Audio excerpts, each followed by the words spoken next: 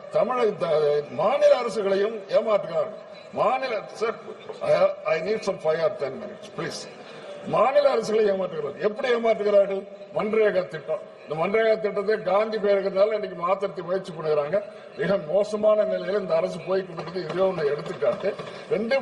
இன்றைக்கு 100 நாள் வேலை திட்டம் குறைந்து போய்கொண்டே இருக்கிறது மட்டுமல்ல, 30 கோடி மனித நாட்கள் தமிழகத்திற்கு இருந்த நிலை மாறி இன்றைக்கு 12 கோடி மனித நாட்கள் மட்டும் நம்ம தமிழ்நாட்டுக்கு ஒதுக்கீடு செய்யப்பட்டிருக்கிறது என்றால் இதை விட கேவலம் என்னவாக இருக்க முடியும்?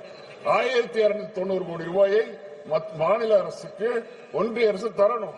இதுவரைக்கும் தந்தபாடு இல்லை. 1290 பொருள்களுக்காக வழங்கிய தொகை, தமிழ்நாடு அரசு பொருள்களுக்காக வழங்கிய தொகை இதுவரை அவர்களுக்கு வழங்கப்படவில்லை. அது மட்டுமல்ல, ரயில்வே துறையில 31,450 கோடி திட்டம். அந்த திட்டத்தில் 301 கோடி மட்டும் தான் ரயில்வே திட்டங்களுக்கு ஒதுக்கி இருக்காங்க. அப்ப என்ன அர்த்தம்? 0.95%, 1% கூட இல்ல. ஆனால் தமிழகத்திலிருந்து மத்திய அரசுடைய வரி வருவாய்க்கு கொடுக்கப்படுவது 1 லட்சம் கோடி. இந்த 1 லட்சம் கோடி வாங்கிட்டு 301 கோடி மட்டும் கொடுத்திருக்காங்க சொன்னா அது எப்படி சரியாகும்? ரயில்வே துறைக்கு 301 கோடி, இது எப்படி சரியாகும்? மெட்ரோ ரயில் திட்டம் 5 வருஷத்துக்கு முன்னால் நாங்க திட்டங்களை அனுப்பிச்சோம். 5 வருஷத்துக்கு முன்னால அனுப்பிச்ச திட்டத்துக்கு கொஞ்ச நாளைக்கு முன்னால திருப்பி அனுப்புறாங்க திட்டங்கள். மதுரைக்கும் கோயம்புத்தூருக்கும் மிகப்பெரிய நகரங்களாக இருக்கின்ற 2 இடத்துக்கும் மெட்ரோ ரயில் திட்டம் வேணும் சொல்லி நாங்க அனுப்பிச்சதுக்கு எந்த பதிலும் சொல்லாம திடீர்னு என்ன சொல்றாங்கன்னா 20 லட்சம் மக்கள் தொகைக்கு குறைவாக இருக்கிறது. அது 2011 சென்சஸ்.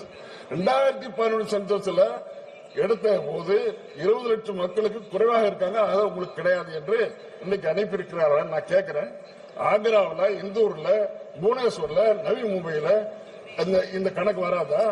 அது மட்டுமல்ல, ஜனத்தொகை கணக்கு பார்க்கறது, திட்டத்தை நிறைவேற்றி ஜனத்தொகை கணக்கு பார்க்கறதா, வயபிலிட்டியை பார்க்கறதா, லாப நஷ்டத்தை பார்க்கறதா, திட்டத்தில் லாப நஷ்டம் வருதான்னு பார்க்கறதா, அல்லது ஜனத்தொகை கணக்கை பார்க்கறதா? இந்த முறை மிக மோசமாக இருக்கிறது என்பதை நான் தெரிவித்துக் கொள்வேன். அதோட பூந்தமல்லியிலிருந்து சென்னை வரைக்கும் ஒரு 10 கிலோமீட்டர். இந்த 10 கிலோமீட்டர் ஆல்ரெடி கம்ப்ளீட் ஆயிடுச்சு, முடிந்து போனது. சேஃப்டி சர்டிபிகேட் எல்லாம் வந்துச்சு. ஆனாலும் அந்த திட்டத்தை இதுவரை துவங்கி அந்த திட்டம் நடைமுறைப்படுத்தவில்லை. இது மிக மிக மோசமான நிலை என்பதை இந்த ஒன்றிய அரசு எப்படி தமிழக அரசை நடத்துகிறது என்பதற்கு இது ஒரு எடுத்துக்காட்டு. Moisture content. விவசாயிகள் நெல்லை விளைவிக்கிறாங்க.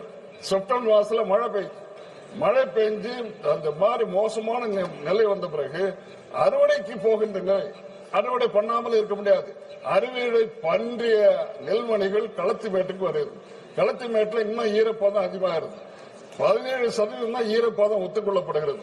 ஆனால் 22% வேண்டும் என்று தளபதி மு.க. ஸ்டாலின் அவர்கள் திரும்ப திரும்ப கடிதம் எழுதுகிறார், கேட்டுக்கொண்டே இருக்கிறார். ஆனால் இவர்கள் தரவில்லை. இப்ப என்ன பண்ண போறாங்க?